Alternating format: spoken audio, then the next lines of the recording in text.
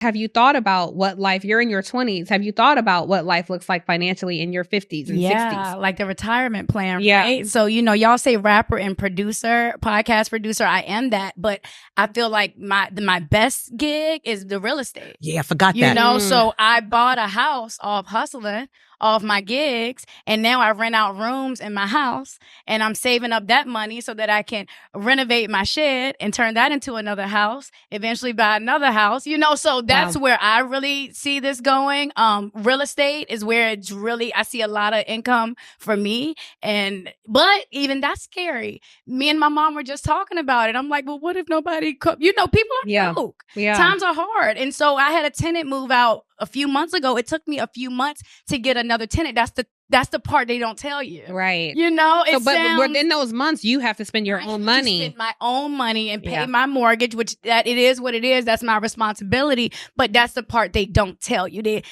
You do real estate, and it's not as easy as it looks, but it is what it is. It's what I chose. And I feel like that's really where I see my path going, and that's where I see my retirement going. I love what you said about you don't go looking for the music. Like you create. You are disciplined. You let the music come to you. Is that how the process was for you? I think when you're a real creative, you just have to find your own voice. And a lot of times if you're going out and you're looking for other things with other people, you'll subconsciously even take something from somebody else without even realizing it. Now, we're not talking about copyright infringement. That's another conversation. But at just being inspired. Being inspired. I would say that a lot of times creatives tend to get into their own bubbles and create their own stuff. And then sort of that's how you create a sound that works for you. So that's super powerful. Yeah, when people ask me like, who do you listen to? Me. Yeah. And that's not me. That's not me being vain. It's just I'm just like creating a lot. And it's like I need to listen to it over and over again and kind of sit with it and experience it so that I can figure out what I want to change or I just got to sit with it a bit. Yeah. I'm talking about how like the industry has changed, and it occurs to me the industry changed for you because like now I feel like you have to be a personality, like you very much so. And people see you before they hear you. Absolutely. And you have to have like stage presence, all these things.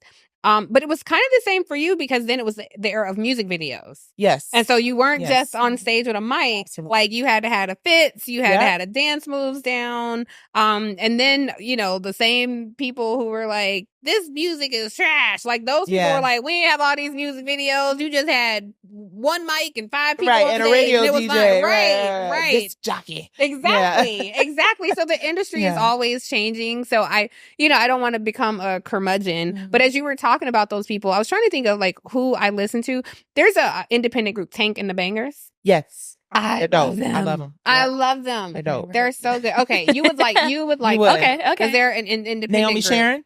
Yeah, I've heard of her. She's dope. Yeah. Oh, I need to. That's one find that. her. Yeah, I literally happened upon her. Yeah. She's dope. She's very like in a Sade pocket, which is why, to your point, you have to be careful about what you say. And it's interesting because she did a Sade cover, so it's kind of like hard to unhear. And you it. don't want to typecast. You don't want to be typecasted. You want to just represent yourself. You know. So yeah. Well, where do you think the industry is going? Because we talked about like where it's like where it's been and where we are now, but for a younger person who's navigating this space, where do you think it's going? I think we're doing away with superstars or like the Good mega stuff. stars. Celebrity culture. I don't think that's going to be much of a thing anymore. I think it is going to start being more of like you find the artists that you really appreciate. You kind of find your niche and you dive into that. I don't think it's going to be like, oh, you're like touring all the time. Or if you are, it's just very like small, like more intimate spaces, which I kind of would appreciate. Really? Honestly. I just feel it's like more it's authentic that way. Yep. Yeah. Yeah. How do we feel about award shows? Like the Grammys, for instance. Well, you are a Grammy winner. Grammy nominee 2 times. Two-time Grammy nominated artist. Yeah. Mm-hmm. How do you feel about the Grammy? I feel Or award shows in general, but I feel like award shows in general have become opportunities for corporate sponsorship and corporate placement, right? I think it's more based on relationships with labels who have the money to make sure that this artist is up front. And I've been in some of those rooms where we're supposed to be. I've been invited to be in that circle of people who are like, hey, this is a really important record to amplify. And it still ends up being, well, yeah, but this person over here sponsored 5 commercials. So we're going to do, I think it is disappointing to see that it has become more of a marketing opportunity for corporate, situations than art. Yeah. How about you? I think I've always been told to care about that stuff, but I just naturally didn't. Like, if I won a Grammy, okay, great. But I think because of the purpose behind like why I chose this path of like pursuing music, what I'm trying to do with music is far more important than an award, Well, I have to tell you, as a consumer, I can't tell you who won Best Album last year. Yeah. Or the year before that. Or the year before that. Right. It won't influence if I buy that album or not. But I do download and like stream a lot of music, and I wonder, am I part of the problem as a consumer? Am I helping to destroy this great medium that has meant so much to Black folks, I don't think so. I think, again, it's one of those situations where if that's what we're exposed to, because that is what the corporations have put the money behind, making sure is on the front of the streaming sites or whatever, what can you do except to word of mouth? Jill Scott is a classic example of, I think, the last time a word of mouth project really made a difference. Because if you think back, and you're familiar obviously with Jill Scott. Okay, I think her first album was Who is Jill Scott? And the whole campaign was, we didn't know this was Michael Jordan's label. We didn't know, we hear this music and we're getting into the music before we even see who the artist is, right? And then we're like, she changed the game. So I think when you have an opportunity to have authentic marketing where people can really just immerse themselves in the art and it's not all about the commercial stuff, we get back to that, we're good.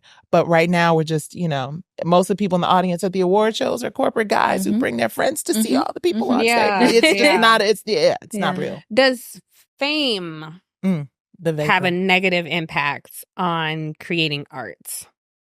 And you have this, it's not responsibility, it's a privilege to try to be a good example, because it makes you set the bar higher. Would you like to get a word in? Look, Amari and I are both like, yes, say more. We're just absorbing everything you're saying, right? Yes. But I do think the importance of what you're saying is that you were classically trained, like not only in your home were you classically trained, but you went and studied and, got a degree and you were an educator. And I think your ability to teach directly impacts your ability to learn. So it does make me, we'll come back to that because I do want to talk about that, but it does make me wonder about you, Amari.